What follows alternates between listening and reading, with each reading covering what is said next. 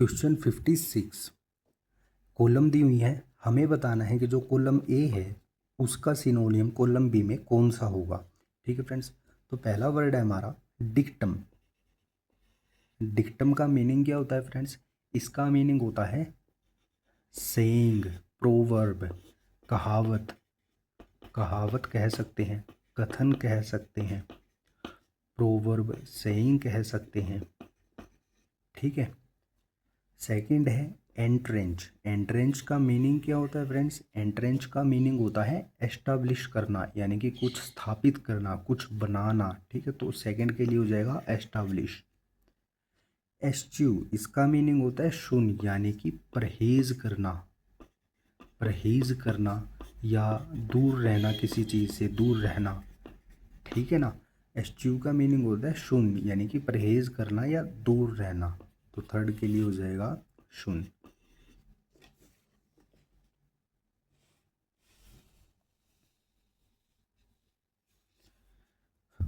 Question 57 the highest point. अब ये क्या है फ्रेंड्स? ये हमारे वन वर्ड सब्स्टिट्यूशन है। ठीक है ना फ्रेंड्स, हमें बताना है इन तीनों के लिए कौन सा वन वर्ड यहाँ पर राइट होगा। तो द हाईएस्ट पॉइंट, इसके लिए कौन सा वर्ड आएगा फ्रेंड्स? जीनाइथ। ठीक है, इसके लिए आएगा जीनाइथ। टॉप, ठीक है, चोटी। ठीक है फ्रेंड्स।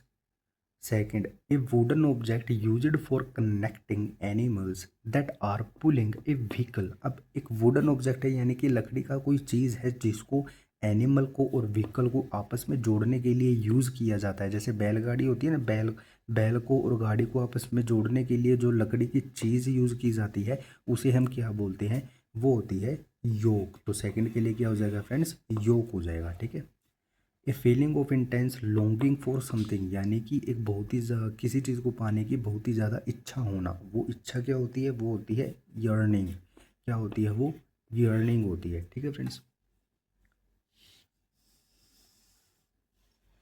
Question 58 abide by. ये हमारी फ्रेजल वर्ब्स है फ्रेंड्स। ये सभी हमारी क्या है? फ्रेजल वर्ब्स है। फ्रेजल वर्ब्स है। हमें बताना है कौन सी फ्रेजल वर्ब के लिए कौन सा मीनिंग होगा।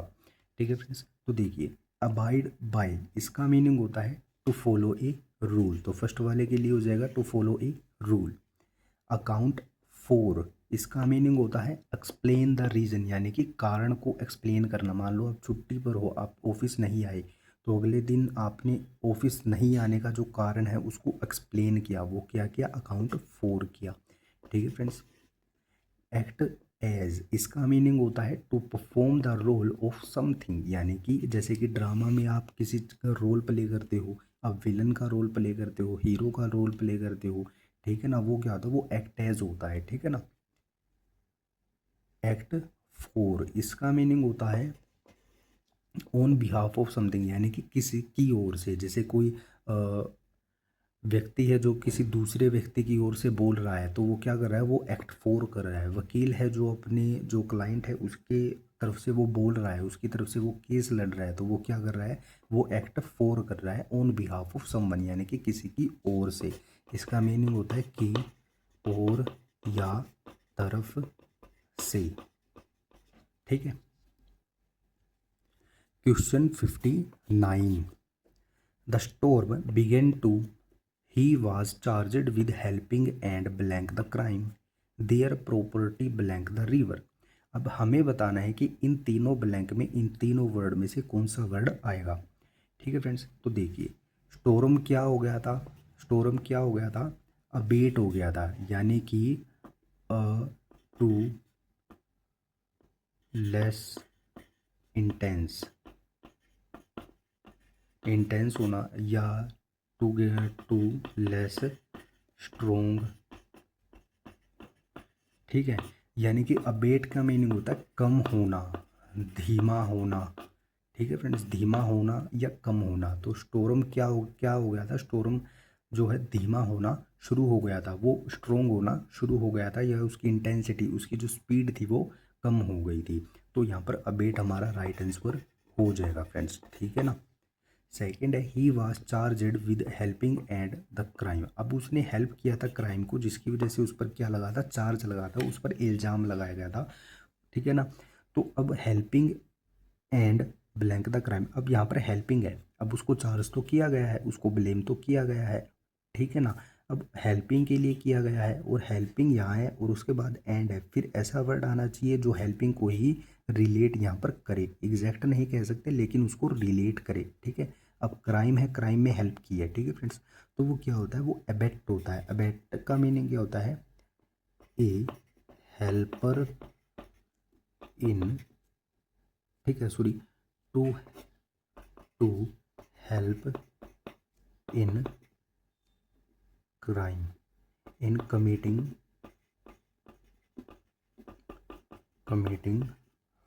क्राइम, ठीक है।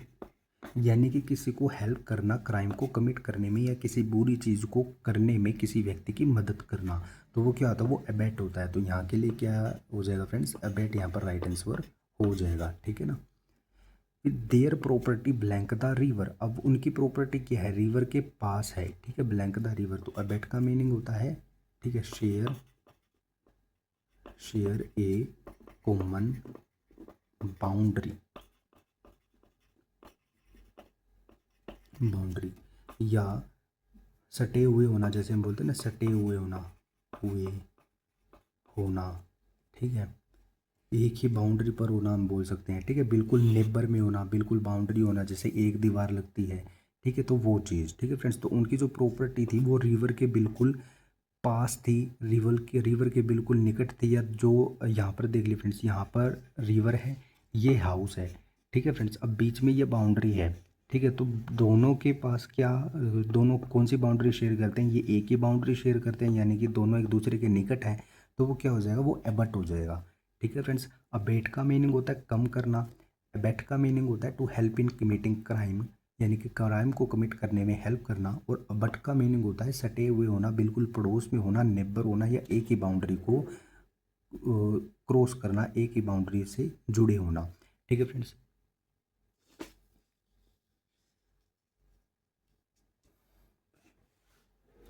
Question 60, my phone is different than yours, अब यहाँ पर देखिए फ्रेंड्स, मेरा फ़ोन तुम्हारे फ़ोन से क्या है, डिफरेंट है, तो डिफरेंट के साथ कौन सी प्रीपोजिशन आती है, देन नहीं आती है, टू आता है, ठीक है फ्रेंड। डिफरेंट के साथ कौन सी प्रीपोजिशन आती है, टू आती है।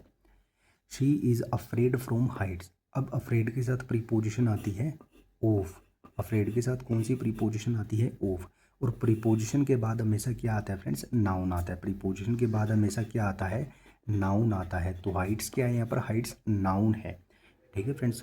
I am afraid from speak, अब देखिए फ्रेंड्स, अफ्रेड है, अफ्रेड के बाद अगर मैं यहाँ पर ऑफ लगा देता हूँ, फ्रॉम तो आता ही नहीं ऑफ के साथ, ठीक है ना। अफ्रेड के बाद अगर मैं ऑफ लगा देता हूँ तो ऑफ के बाद तो नाउन आना चाहिए, या तो यहाँ पर नाउन होता, या फिर हम करते इसको आईएनजी फॉर्म में इसको कन्वर्ट करते, यानी कि स्पीकिंग लिख दे इसको, तो ठीक होता। लेकिन यहाँ पर हम स्पीकिंग नहीं लिख सकते, हमारा यहाँ पर स्पीक ही रहेगा, ठीक है फ्रेंड्स। तो यहाँ पर अफ्रेड के साथ क्या आ जाएगा फ्रेंड्स, अफ्रेड के साथ यहाँ पर आ जाएगा टू, क्या आ जाएगा, टू आ जाएगा, क्योंकि टू के बाद वर्ब की फर्स्ट फॉर्म आती है, या हम कहीं बेस फॉर्म आती है, ठीक है ना फ्रेंड्स। तो अफ्रेड टू, वर्ब अफ्रेड के साथ, ठीक है, टू आ जाए तो प्लस में वर्ब आएगी, अफ्रेड के साथ ऑफ आ जाए तो प्लस में नाउन आएगा, ठीक है फ्रेंड्स। अफ्रेड के साथ टू आ गया तो वर्ब, अफ्रेड के साथ ऑफ आ गया तो नाउन, या जीरेंड फॉर्म में हो या इस तरीके से कोई नाउन आया हो, ठीक है फ्रेंड्स।